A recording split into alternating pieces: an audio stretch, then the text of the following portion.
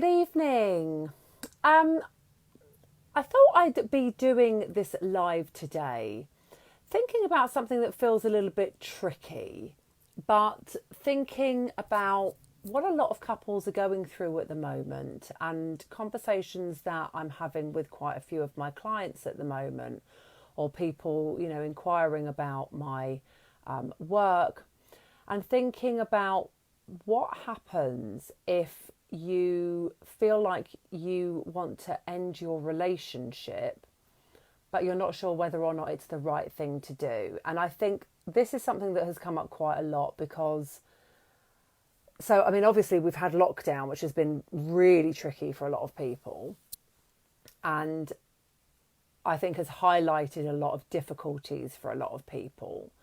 And for couples who have been, I mean, you know, I've I've had quite a few calls from women who have approached me for advice or to start working with me, where they literally were on the verge of breaking up just before lockdown started, and a couple of them had actually broken up, and then come the 17th of March, were all of a sudden in lockdown together and kind of forced to carry on. And for some of them, that's been hideous. And for some of them, it's been somewhat beneficial. So it's got me thinking about, how do you know when it's the right time to make that decision, whether it's the right time to actually make that bold move? And how do you resign yourself to knowing whether or not you are making the right decision or not? So I kind of think about it in two separate ways. I mean, like, obviously there is absolutely no way I can make a sweeping statement on this that's going to be a one size fits all for everybody. But I do think that there are some really key points that come up that we can think about, and that are worth considering. Because I mean, in all of the couples that I've been working with, or all of the women that I've been working with who have wanted support around this issue, there've been a couple of threads that have kind of run through every situation, and that makes it a lot. I don't know if it necessarily makes it easier or not, but it makes it easier to kind of define and quantify.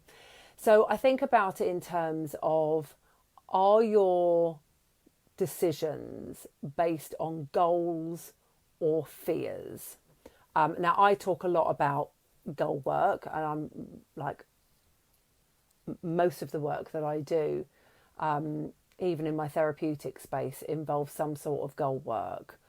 But is the idea for you based in fear or goal? So a goal would be that you really want to keep your marriage together because you want to keep your family unit together, and keeping your family unit together is more important than anything else. Now that is an admirable goal, but isn't always a straightforward goal. Because I think it depends on the quality of the relationship there, rather than just a case of having a value base on keeping the family together for the sake of the children. But a goal might be that you genuinely want to make it work. You genuinely want your family, your relationship to stay together and your family to stay together, but you just can't work out how to do it. You can't really see the wood for the trees with it. A fear-based scenario where you decide to stay put based on fear would be, and this is what happens quite a lot, to be honest with you, financial implications, or so housing, finances, childcare. They're usually the ones that, for different reasons, will keep people frozen in that relationship. as I said, look, I can't do a one size fits all for this. There are so many different factors that need to be taken into account.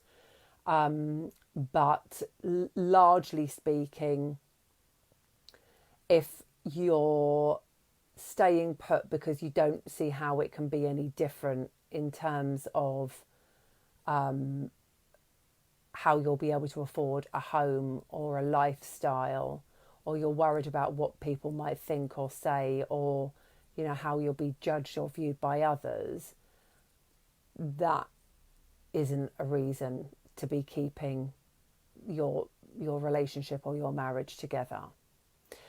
So, goal-based or fear-based, I think, is a really good consideration. So that's a really good way to identify, first of all, what your motivation is for either staying or leaving. If your motivation is based in a greater good, then there's definitely room to keep that together. If it's based in fear, then there are definitely more questions to be asked there. But you can also think about it in terms of what are the rules? Where are the boundaries? What are the deal breakers for you? So I tell you what's come up a lot over lockdown, and I don't know whether I haven't really been able to work out so much why this is. But there's definitely been an influx over lockdown of either affairs coming out, where one person obviously has been having an affair, or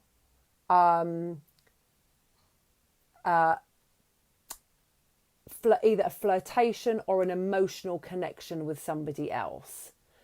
And I think probably these situations have come out more because like everybody's confined in the space together, and so therefore any activities on like phones, iPads, laptops are less hidden by nature of the fact that everybody's in the same house together. And behaviour, you see changes in behaviour, you see patterns in behaviour, maybe more obviously. So I don't know, that's just my guess.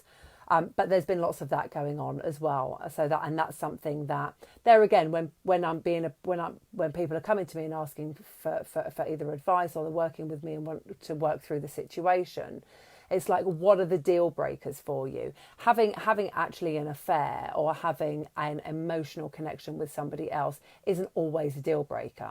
Like sometimes it is, but it isn't always. So it's about where are your common goals? Where are your shared values?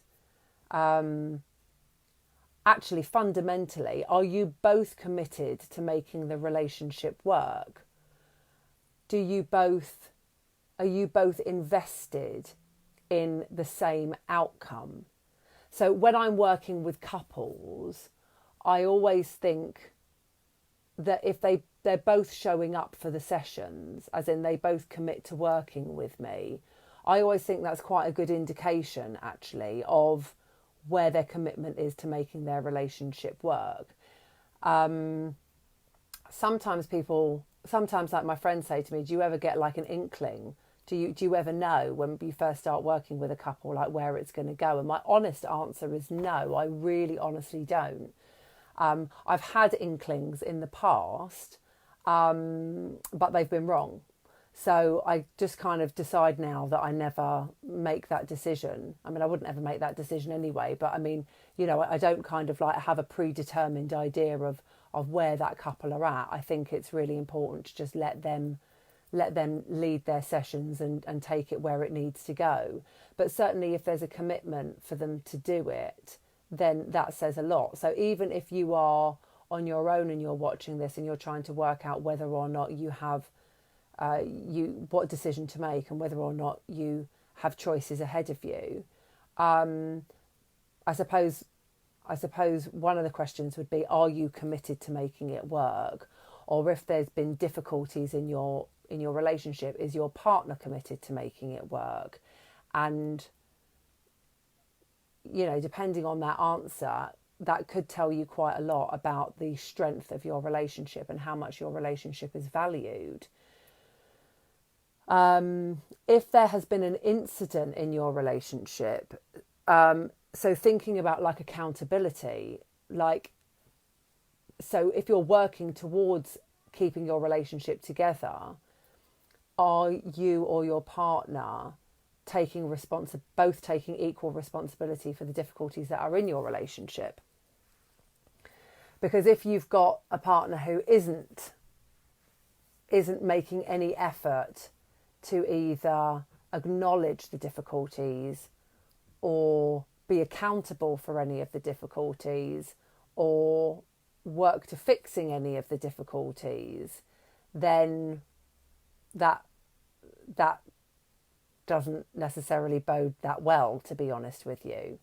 However, if you're in a relationship where things have got difficult, but there is a mutual amount of love, even if you're not sure if you're in love with each other, but there is still love in that relationship and there is respect. And that good old communication, that's imperative in any relationship. Then if you've got that, then I think you're in a good position to be able to make it last. So, I mean, the deal breakers, if you like, are lack of respect. If you are feeling like either you are disrespected, like he or she disrespects you, your family, talks ill of you in front of other people, puts down the things that you like. So that general lack of respect, that never feels good in a relationship. Lack of communication is very difficult, but definitely not insurmountable. Lack of communication is a really interesting one because we can definitely work on communication if there's the desire to make the relationship work. So that's, I can help people learn how to communicate better with each other. That's kind of like my bread and butter in a way, but there has to be the motivation and the desire to want to do it. Any kind of abuse is completely unacceptable, whether that's emotional, physical, verbal.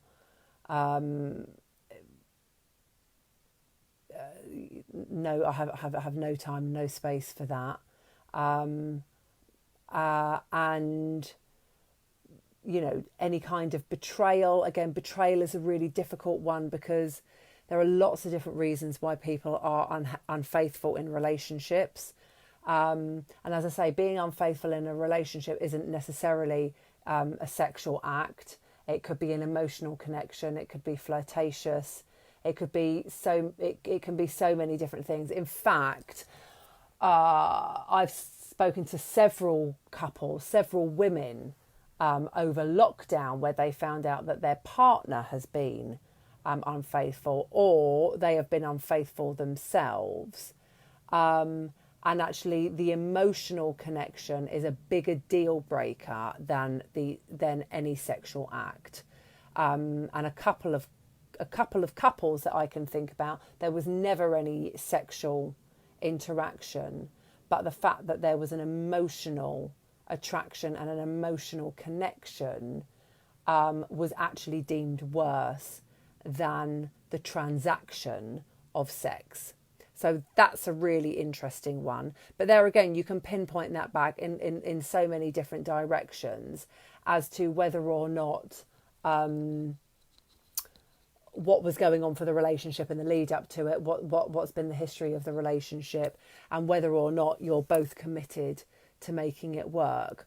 I suppose essentially, if you're considering leaving the relationship and you don't know whether or not it's the right thing to do or not, it ultimately comes back down to whether or not you're goal focused or fear focused, like goal driven or fear driven. I'm not sure how's the best way to word that. If you really want to make it work and there are real benefits for making it work, and you're both committed to making it work, then it can work. Like, it can definitely work. Relationships are always two-sided. It doesn't matter who's done the wrong or who's to blame. You're both in that relationship, and so by virtue of that, you're both responsible and you're both to blame. Now, that doesn't have to be 50-50. It doesn't even have to be 60-40. It can be whatever proportion, but know that there is always responsibility on both parts for how you've got to where you are now, and there is always responsibility on both parts to make it better. Sometimes relationships don't work out, and that's just how it is. And sometimes it's about being able to work through that and find clarity to know that actually what you're fighting for or what's keeping you stuck is not right and isn't best for you or the children. Because I mean that's one thing that women, particularly mothers, but not exclusively mothers, feel like they need to stay because of what's right for the children. But actually what's right for the children is to have happy parents, not to live in a toxic environment. So, that thinking about that, whether or not that's fear-based or goal-based is tricky, because you might think that it's goal-based, but actually it's fear-based. It is tricky. But yeah, so there you go. That's kind of like, that's the starting point. Short and sweet. As I said, I can't do a one size fits all for it because it would be absolutely impossible. There are lots of different reasons for couples to stay together, and there are lots of different reasons why people grow apart. Ultimately, if you're both committed to making it work, I think the bottom line is that it can work. Seek help wherever that may be, and get a solution that works for you both. And if it's not going to work, then give yourself permission to break free and be happy, because your own happiness always has to come first, actually, because once you prioritise your own happiness, everybody else's happiness feeds off it. So there you go. All right, short and sweet tonight. Have a lovely evening.